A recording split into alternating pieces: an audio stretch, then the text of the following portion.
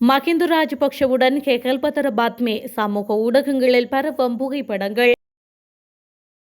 இன்றைய தினம் மூட்டை முடிச்சுகளுடன் மேதலமுனவிற்கு குடிபெயரும் மஹிந்த குடும்பம்.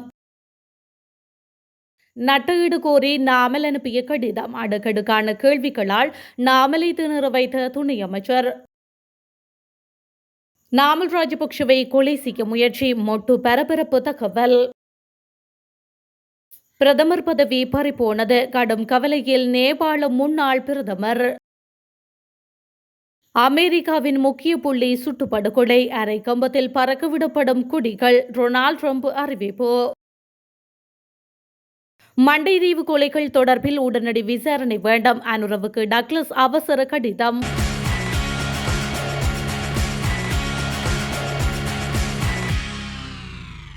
முன்னாள் ஜனாதிபதி மஹிந்த ராஜபக்ஷவுடன் பாதாள உலக கும்பல் தலைவர் ஹெகல்பதர பாத்மே இருப்பது போன்ற புகைப்படங்கள் சமூக ஊடகங்களில் அதிகளவு பகிரப்பட்டு வருகின்றன. இலங்கையில் பல குற்ற செயல்களில் ஈடுபட்டிருந்த பாதாள உலக குழு தலைவர் ஹெகல்பதர பாத்மே சமீபத்தில் இந்தோனேஷிய போலீசாரால் கைது செய்யப்பட்டிருந்தார். தற்பொழுது அவர் தடுப்பு காவலில் வைக்கப்பட்டுள்ளதோடு அவர் உட்பட கைது செய்யப்பட்டு 5 பாதாள உலக புள்ளிகளிடம் விசாரணை நடாத்தப்பட்டு வருகின்றது. இவ்வாறு இருக்க ஹெகல்பதர பாத்மேவுடன் தொடர்புடைய பொதுஜன பெரமுனவின் அரசியல்வாதி ஒருவர் சமீபத்தில் கைது செய்யப்பட்டிருந்தார். அதேவேளை ஹெகல்பதர பாத்மேவுடன் தொடர்பில் உள்ள முக்கிய புள்ளிகளின் பட்டியலை விரைவில் வெளியிட உள்ளதாக தற்போதைய அரசாங்கமும் குறிப்பிட்டு வருகின்றது. இந்த நிலையில் முன்னாள் ஜனாதிபதி மஹிந்த ராஜபக்ஷவுடன் ஹெகல்பதர பாத்மே இருப்பது போன்ற புகைப்படங்கள் பகிரப்பட்டு வருகின்றமையும் குறிப்பிடத்தக்கது. ஊடக சந்திப்பில் பிரதி அமைச்சர் சுனில் வட்டக்கல வெளியிட்ட கருத்து தனது நட்பெயருக்கு களங்கம் விளைவித்ததாக கூறி நாடாளுமன்ற உறுப்பினர் நாமல் ராஜபக்ஷ 1 பில்லியன் இழப்பீடு கோரியதாக செய்திகள் வெளியாகின. இந்த நிலையில் நாமல் ராஜபக்ஷ தனது நட்பெயருக்கு அவதூறு பரப்பியதாக தெரிவித்து 1 பில்லியன் ரூபாய் இழப்பீடு கோரி அனுப்பிய சட்ட அறிவிப்புக்கு பதிலளிக்க தான் தயாராக இருப்பதாக துணை அமைச்சர் சுனில் வட்டக்கல தெரிவித்துள்ளார். நேற்று நாடாளுமன்றில் உரையாற்றும் போது சுனில் வட்டக்கல பிரித்தானியாவில் உள்ள சிட்டி பல்கலைக்கழகத்தில் உள்ள தகுதி உண்மையானதா, சட்டக்கல்லூரியின் இறுதியாண்டு தேர்வை ஒரு தனியறையில் எழுதி தொடர்புடைய தகுதியை பெற முடிந்ததா, தாஜுதீன் லசந்த விக்ரமதுங்க பிரதீப் எக்னிலிகொட போன்ற பல்வேறு உயிர்மட்ட மரணங்களுடன் உங்களுக்கும் உங்கள் குடும்பத்தினருக்கும் தொடர்புள்ளதா, ஜுலம்பட்டிய அமரே உங்கள் மெய்காப்பாளரா, சிறப்பு படையினர் நிமல் லான்சாவை தேடி வந்த போது உங்கள் தந்தை அவரை பாதுகாத்தாரா, இந்த கேள்விகளை நான் நீதிமன்றத்தில் கேட்பேன் என்று பிரதி அமைச்சர் தெரிவித்துள்ளார்.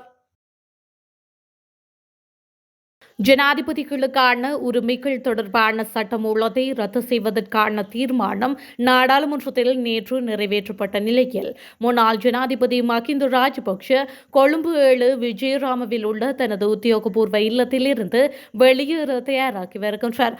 அதன்படி அவர் இன்றைய தினம் விஜயராமவில் உள்ள தனது உத்தியோகபூர்வ இல்லத்தை விட்டு வெளியேற உள்ளதாக நெருங்கிய வட்டாரங்கள் தெரிவிக்கின்றன. அவர் தங்காலியில் உள்ள மெதமுலன இல்லத்திற்கு குடிபெயர் உள்ளதாகவும் கூறப்பட்டது. முன்னாள் ஜனாதிபதியால் நியமிக்கப்பட்ட பாதுகாப்பு காவலர்களுக்கு போதுமான வசதிகளை வழங்கக்கூடிய வீடு கொழும்பிற்கு அருகில் இல்லாததால் இந்த நடவடிக்கை எடுக்கப்பட்டுள்ளது. இதேவேளை முன்னாள் ஜனாதிபதிகளான மைத்ரிபால ஸ்ரீசேன மற்றும் சந்திரிகா பண்டாரநாயக்க குமாரதுங்க ஆகியோரும் இந்த சட்டத்தின் கீழ் உத்தியோகபூர்வ இல்லங்களை விட்டு வெளியேற்றப்படுவார்கள் என்பதும் குறிப்பிடத்தக்கது. நாமல் ராஜபக்ஷவை போதைப்பொருள் தொடர்பான குற்றத்துடன் தொடர்புபடுத்தி அவரது உயிருக்கு தேங்கு விளைவித்து பாதாள உலகத்தினரிடையே ஒரு பிரச்சனையாக விளக்க முயற்சிப்பதாக நியாயமான சந்தேகம் உள்ளது என்று ஸ்ரீலங்கா பொதுஜன பெரமுனவின் பொதுச் செயலாளர் வழக்கறிஞர் சாகர காரியவசம் பரபரப்பு தகவலை வெளியிட்டுள்ளார். இது மிகவும் ஆபத்தான சதித்திட்டத்தின் ஒரு பகுதியாக இருந்திருக்கலாம் என்று இந்த நாட்டு மக்களுக்கு நாங்கள் கூறுகின்றோம் எனவும் அவர் மேலும் கூறியுள்ளார். கொழும்பில் நடைபெற்ற ஊடக சந்திப்பில் பேசிய ஸ்ரீலங்கா பொதுஜன பெரமுனவின் பொதுச் செயலாளர் வழக்கறிஞர் சாகர காரியவசம் மேற்கண்டவாறு தெரிவித்துள்ளார். கொரோனா வைரஸ் தொற்று அதிக நெரிசல் இருந்த காலத்திலும் கூட சிவப்பு லேபிள் கொண்ட ஒரு கொள்கலன் கூட சுங்கத்திலிருந்து ஆய்வு செய்யப்படாமல் விடுவிக்கப்படவில்லை என்றும் அவர் கூறியுள்ளார். ஊடகவியலாளர் மாநாட்டில் மேலும் பேசிய சாகர காரியவசம் இந்த நாட்டின் வரலாற்றில் மிகவும் தீவிரமான மற்றும் ஆபத்தான குற்றச்சாட்டு என்னவென்றால் சிவப்பு லேபிள் கொண்ட 323 கொள்கலன்கள் எந்த ஆய்வும் இல்லாமல் விடுவிக்கப்பட்டன. துறைமுகத்தில் சுங்கத்துறை மிகவும் நெரிசலாக இருந்த காலம் கோவிட் காலம். அந்த காலகட்டத்தில் சுங்கத்துறை சிவப்பு லேபிள் கொண்ட ஒரு கொள்கலனை கூட ஆய்வு செய்யாமல் விடுவிக்கவில்லை. இலங்கை வரலாற்றில் முதல் முறையாக சுங்கத்துறையில் போலி நெரிசல் உருவாக்கப்பட்டதாக பேச்சு உள்ளது. அதன் பிறகு இதுபோன்ற நெரிசல் இல்லை. அதற்கு முன்பு இதுபோன்ற நெரிசல் இல்லை. விடுவிக்கப்படக்கூடாத சிவப்பு லேபிள் கொண்ட 323 கொள்கலன்கள் விடுவிக்கப்பட்டதாக சுங்க அதிகாரிகள் சங்கம் கூறுகின்றது. அது மட்டுமல்லாமல் 323உடன் கூடுதலாக இதேபோன்ற சிவப்பு லேபிள் கொண்ட ஏராளமான பிற கொள்கலன்கள் அதே காலகட்டத்தில் விடுவிக்கப்பட்டுள்ளன. இந்த கொள்கலன்களில் பிரபாகரன் இலங்கைக்கு கொண்டு வந்திருக்க முடியாத ஆயுதங்கள் இருப்பதாக சுனா நாடாளுமன்றத்தில் கூறியிருந்தார். மேலும் இந்த கொள்கலனில் போதைப்பொருள் தடை செய்யப்பட்ட பொருட்கள் மற்றும் பணம் இருப்பதாக பல்வேறு சந்தேகங்கள் எழுந்துள்ளன. இது தொடர்பாக நாங்கள் புகார் அளித்துள்ளோம். ஆனால் இன்று வரை அதற்கு பதில் எதுவும் இல்லை என்று அவர் மேலும் தெரிவித்துள்ளார்.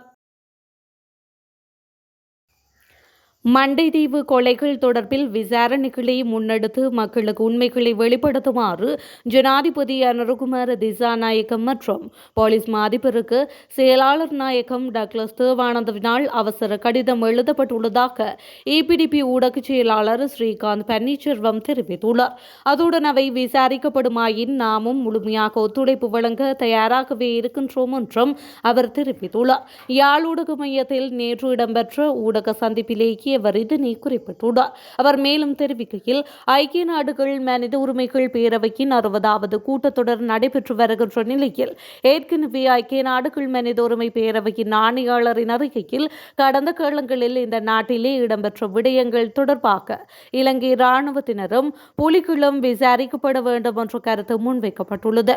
இந்த நிலையில் மக்கள் மத்தியில் அவை பேசுபொருளாக இருப்பதனை தவிர்க்கும் நோக்கிலும் கடந்த காலங்களில் இந்த நாட்டில் இடம்பெற்ற அனைத்து விடயங்களும் விசாரிக்கப்பட்டு நீதி வழங்கப்படும் என்ற தற்போதைய அரசாங்கம் தொடர்ச்சியாக சொல்லி வருகின்றது.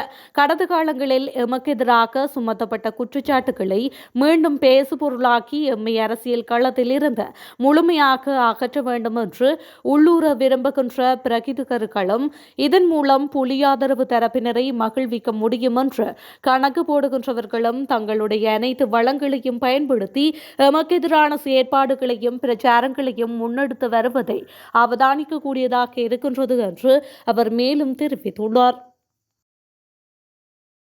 அமெரிக்காவின் முக்கிய அரசியல் ஆர்வலரான சார்லஸ் ஜேம்ஸ் கர்க் சுட்டுக் கொல்லப்பட்டுள்ளதாக ஜனாதிபதி டொனால்ட் ட்ரம்ப் அறிவித்துள்ளார். அவர் நேபாள பிரதமர் பதவியிலிருந்து விலக்கியதற்கு அயோத்தி கோயிலுக்கு எதிரான நிலைப்பாடு லிபுலேக் பிரச்சினையாகியவையே காரணம் என பிரதமர் பதவியிலிருந்து விலக்கிய KP சர்மா ஒலி கூறியுள்ளார். பிரதமர் பதவியிலிருந்து விலக்கிய KP சர்மா ஒலி இராணுவ பாதுகாப்பில் உள்ளார். அவர் கட்சியின் பொதுச் செயலாளருக்கு கடிதம் ஒன்றை எழுதியுள்ளார். அந்த கடிதத்தில் கூறப்பட்டுள்ளதாவது: நான் பதவியில் நீடித்திருந்திருப்பேன். லிபுலேக் பிரச்சினைக்கு உரிமை கொண்டாடாமல் இருந்திருந்தால் நான் பதவியில் நீடித்திருந்திருப்பேன். கடவுள் ராமர் குறித்து நான் தெரிவித்த கருத்தால் எனது பதவி பறிபோனது என தெரிவித்துள்ளார்.